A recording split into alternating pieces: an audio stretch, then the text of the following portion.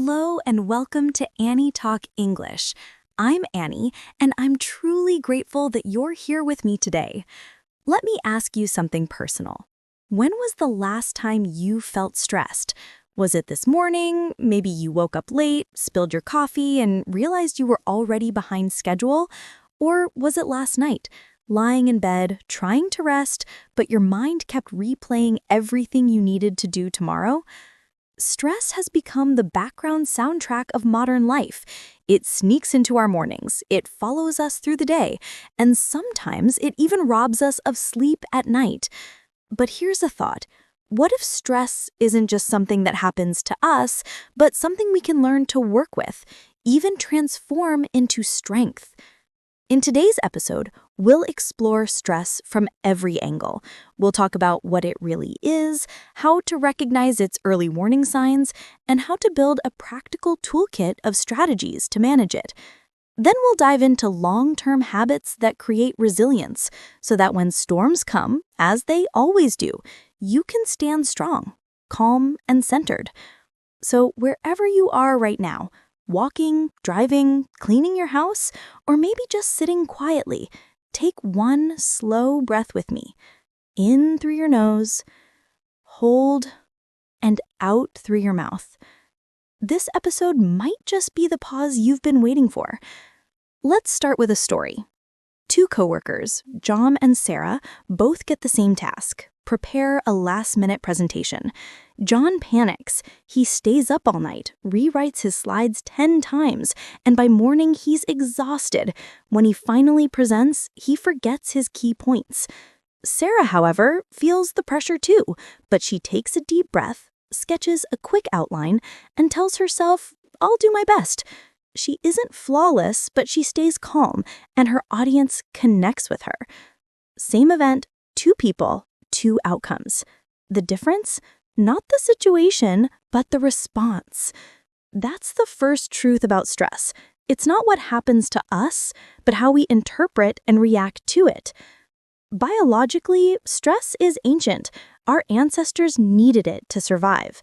Imagine living thousands of years ago. You hear a rustle in the bushes. Could be the wind, or could be a wild animal. Instantly, your body prepares. Your heart races, your muscles tighten, your senses sharpen. You're ready to fight, run, or freeze. Fast forward to today. The wild animal has been replaced by an urgent email, a traffic jam, or a sudden bill. But your body reacts the same way. Heart racing, muscles tightening, brain going into survival mode. Here's something interesting. Stress isn't always bad. A burst of stress, called eustress, can sharpen focus and help us perform. Think of athletes before a race or actors before stepping on stage. That energy is stress working for you.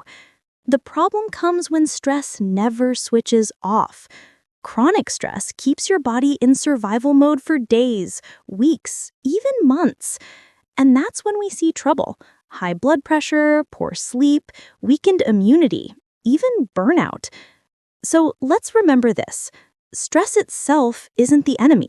It's a signal. The question is, how do we listen and how do we respond? Stress doesn't just appear out of nowhere. It speaks through signals. Think of them as warning lights on a car dashboard. If you ignore them too long, eventually the engine breaks down. Let's look at 4 categories of stress signals. Mind. Racing thoughts, difficulty focusing, forgetfulness, mental fog. Emotions.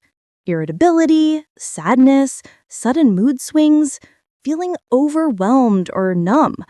Body. Headaches, stomach pain, muscle tension, rapid heartbeat, lowered immunity. Behavior. Procrastination, social withdrawal, unhealthy habits like overeating, smoking, or scrolling endlessly on your phone. Now, let's pause for a reflection exercise. If it's safe, close your eyes for a moment. Think back to the last time you felt stressed. Where did you feel it first? Was it a tight jaw, a knot in your stomach? Maybe your breath got shallow. These signals are like your personal stress language, and everyone's language is different. For some, it shows up in the body. for others in their mood or habits. Here's a practical step. Keep a stress journal for 1 week. Each day, write down moments when you felt stressed, what triggered it, and what signals you noticed. Over time, you'll see patterns. And once you know your patterns, you can prepare for them. Remember, recognizing stress is the first step towards managing it. Okay, so stress will show up whether we like it or not. The question is, what can we do about it in the moment? This is where your personal stress toolkit comes in. Imagine a little box of tools you can reach for whenever you need relief. Here are some tools. Humor. Laughter literally lowers cortisol.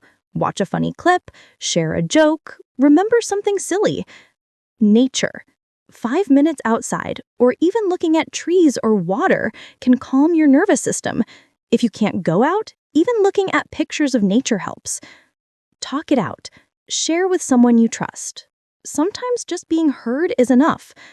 Write it down. Journaling clears the mind, gives perspective, and turns chaos into clarity. Move your body. Walk, stretch, dance. Movement shifts your chemistry. Music. A favorite song can instantly reset your mood. And then there's mindfulness. Let's try a guided practice together. Sit comfortably. Place one hand on your chest, the other on your stomach. Inhale slowly through your nose. Hold for 3 seconds. Exhale gently through your mouth. Notice your body softening. Notice the calm between each breath. Even 1 minute of mindful breathing can reset your nervous system. Here's another practice. Progressive muscle relaxation. Start with your toes. Gently tense, then release. Move up to your legs, stomach, shoulders, face. This teaches your body the difference between tension and relaxation. And one more, visualization. Close your eyes and imagine a safe, peaceful place, maybe a beach, a forest, or even your favorite cafe. Picture the details, the sounds, the smells, the colors. Your brain responds to imagined calm almost like real calm. You don't have to use all these tools at once. Start with 1 or 2. Over time, your toolkit grows and stress loses its power. Quick fixes help in the moment, but real resilience comes from long-term habits. The first foundation is sleep. Without it, everything feels harder. With it, challenges feel manageable. Think of your brain like your phone. Without charging overnight, you run out of battery fast. Tips are keep a regular bedtime, reduce screens before sleep, create a relaxing ritual. Next, science points to 5 pillars of well-being that reduce stress long-term. Giving. Acts of kindness lower stress and increase happiness. It can be as small as a smile, a thank you note, or helping a neighbor. Learning. A curious mind is a resilient mind. Try a new skill, read something new, or listen to podcasts like this one. Being active. Exercise doesn't mean hours at the gym. A short walk, some yoga, or even stretching at your desk counts. Taking notice. Practice gratitude. Write down 3 things you're grateful for each day. Notice the taste of your food, the sound of rain, the warmth of sunlight, and connecting. Strong relationships are the ultimate stress buffer. Reach out to friends, join communities, invest time in the people that matter. And here's another pillar I'd like to add: boundaries. Learning to say no, protecting your time, limiting toxic inputs. Boundaries aren't selfish, they're essential. And finally, purpose. When you have a sense of meaning, whether it's family, career, creativity, or service, stress feels smaller compared to the bigger picture. So what have we learned today? Stress is a part of life. We can't eliminate it completely, but we can change our relationship with it. We've explored what stress really is, how to recognize its signals, how to use quick tools in the moment, and how to build long-term habits that create resilience. Here's my challenge for you. Pick one tool from today and practice it this week. Maybe it's mindful breathing every morning. Maybe it's writing a gratitude list. Maybe it's taking a short walk during lunch. Just one step. That's enough to begin. And if you find something that works, share it with someone else. You never know how much your story could help them. Thank you so much for joining me on Annie Talk English. If you enjoyed this episode, share it with a friend who might need a little calm in their life. And don't forget to subscribe so you don't miss the next conversation.